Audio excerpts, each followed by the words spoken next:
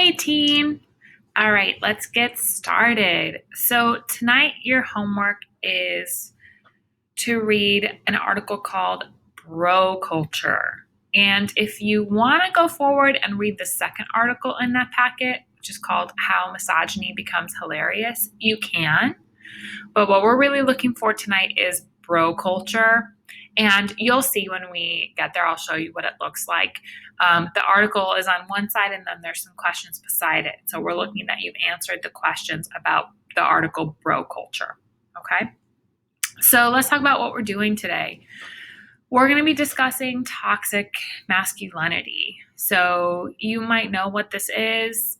You might kind of know what this is. You might have no idea what we're talking about. That's okay. We're going to explain it. And we're also going to talk about why we're talking about it with our book. So, as part of that, we're also going to talk about the history of the Pride movement. And again, if you don't know what the Pride movement is, we'll talk about that. And then, with whatever time we have left, you can go ahead and work on your homework. Okay? All right. So, toxic masculinity is what we call a set of behaviors that our society expects of men. So we expect men to be aggressive. We expect men not to show their emotion, to be tough. We certainly don't expect them to be gay, although that's changing. It was really different when I was a kid. But we call this toxic because we expect men to kind of like be closed off and not in touch with their feelings and to be really like tough and like manly. And it's toxic because it's in almost every culture and it's horrible for everybody. It's bad for women. It's bad for children. And honestly, most of all, it's really, really bad for the men who are experiencing it. They cannot fully be themselves, right? That means they can't share it with other people in their lives. It means they're teaching their kids to be that way if that's what's expected of them, right? So it's just a really, really hard place to be. So we're talking about, I'm going to go back. We're talking about it because we're going to see some characters in Parks, and we have already seen one who have to deal with toxic masculinity. And from our perspective right now, it's kind of hard to believe that this is the way things were, depending on, what kind of world or what kind of bubble you've kind of been raised in.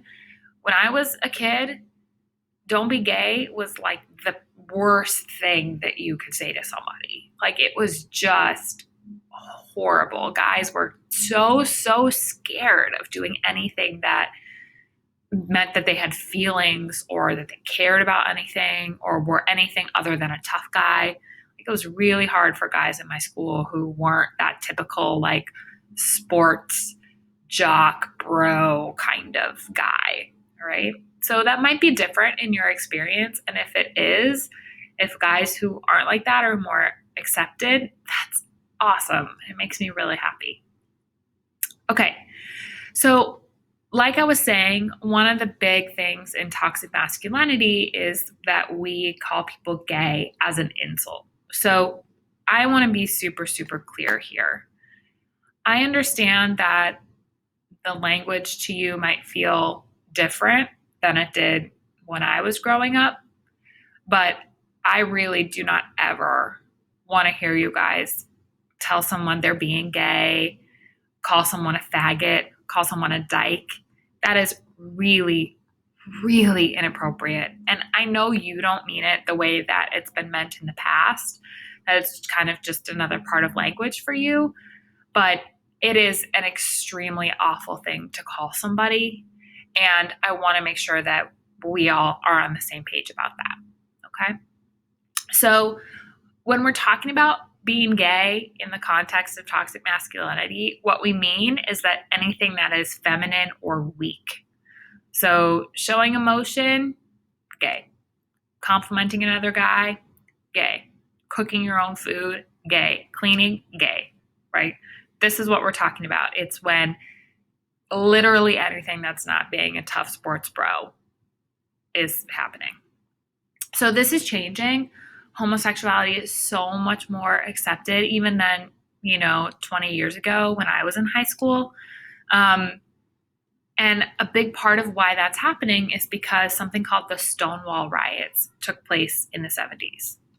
So we're going to watch a short video. If you are only online, it's in your packet for this lesson. So you can pause here and you can follow the link if you want. And the link is also here in the PowerPoint. So we're going to watch this video because we know Patrick is gay and we know Brad is gay, and they're having to deal with this toxic masculinity, and they're not really allowed to be what they are and who they are. Even though the book takes place in the 1990s and things were better than they were when the Stonewall riots happened, it still really was not widely accepted. It's nothing like it was today, okay? So we want to understand what they're dealing with, right? Why Brad doesn't want to come out and why Patrick is only out to a few people. All right, so now's the time when we're going to watch the video. If you'd like to copy this link here, you can do that. It's also linked for you in iLearn in this lesson. So just pause this, switch to that, and then come back here.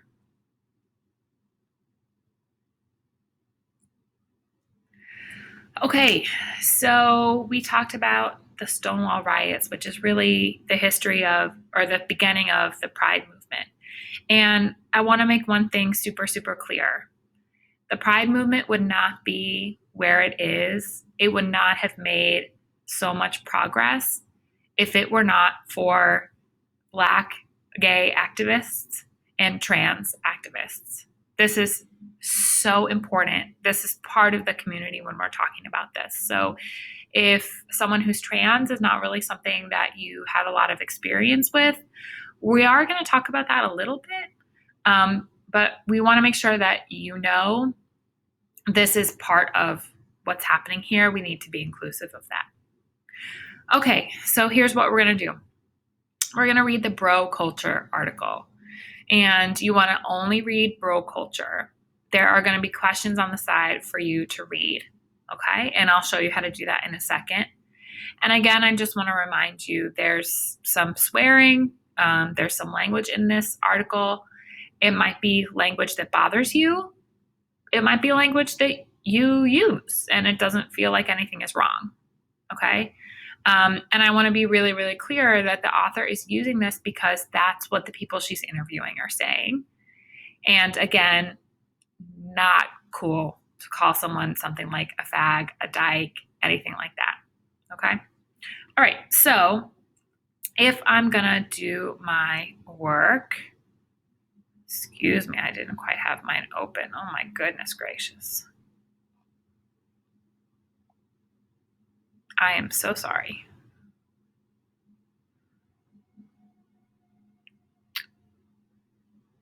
Okay, so I'm in my Google Doc, right? And I need to remember to make a copy of it. So I'm going to make a copy. And I need to remember to save that with my name. So I'm going to say Alexis Bro Culture. Okay, great. I'm going to close out of the original one so I don't get confused.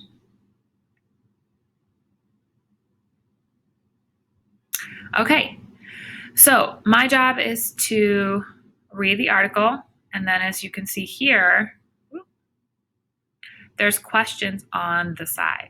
So it's going to be my job to type my answer to these questions, okay? So I'm going to do the first little bit, but then you're going to do the rest of the questions in this part of the article on your own, okay? All right, so Bro Culture. This is by Peggy Orenstein. While my interview subjects struggled when I asked what they liked about being a boy, the most frequent response was sports. They recalled their early days on the playing field with almost romantic warmth.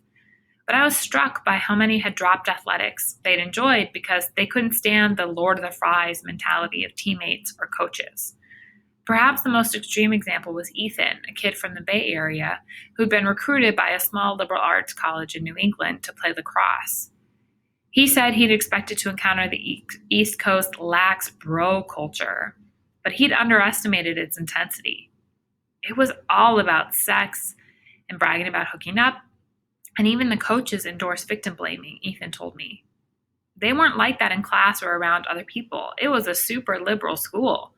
But once you got them in the locker room, he shook his head. It was one of the most jarring experiences of my life. As a freshman, Ethan didn't feel he could challenge his older teammates, especially without support from the coaches. So he quit the team. Not only that, he transferred. If I'd stayed, there would have been a lot of pressure on me to play, a lot of resentment, and I would have run into those guys all the time. This way, I didn't really have to explain anything. At his new school, Ethan didn't play lacrosse or anything else. What longtime sports writer Robert Lipsyte calls jock culture, what the boys I talk to more often refer to as bro culture, is the dark underbelly of male-dominated enclaves, whether or not they're formally involved athletics. All boys schools, fraternity houses, Wall Street, Silicon Valley, Hollywood, the military.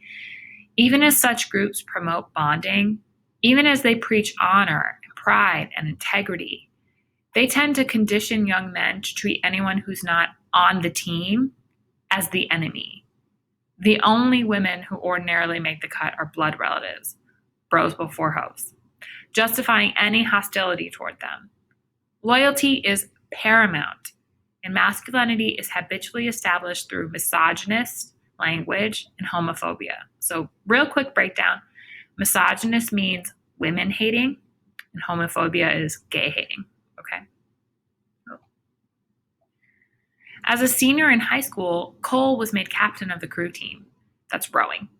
He relished being part of a unit, a band of brothers. When he raced, he imagined pulling each stroke for the guy in front of him, for the guy behind him, never for himself alone. But not everyone can muster such a higher purpose. Crew demands that you push yourself to a threshold of pain and you keep yourself there, Cole said. And it's hard to find something to motivate you to do that other than anger and aggression. I asked him about how his teammates talked in the locker room. That question always made young men squirm. They'd rather talk about looking at porn, erectile dysfunction, premature ejaculation, anything else. Cole cut his eyes to the side, shifted in his seat, and sighed deeply. Okay, he finally said, so here's my best shot. We definitely say fuck a lot. Fucking can go anywhere in a sentence. And we call each other pussies, bitches. We never say the N-word, though. That's going too far.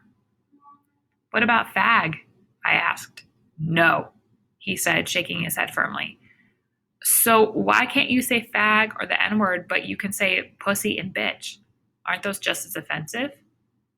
One of my friends said we probably shouldn't say those words anymore either. But what would we replace them with? We couldn't think of anything that bites as much. So I'm going to pause here and go to the first question. So we're going to think about what we learned about toxic masculinity. So the expectations that we need to man up, to be aggressive. And I want to know why you think sports are such a strong part of this. After you've answered this question, then you can go ahead and keep reading the rest of the article and answering the questions on your own.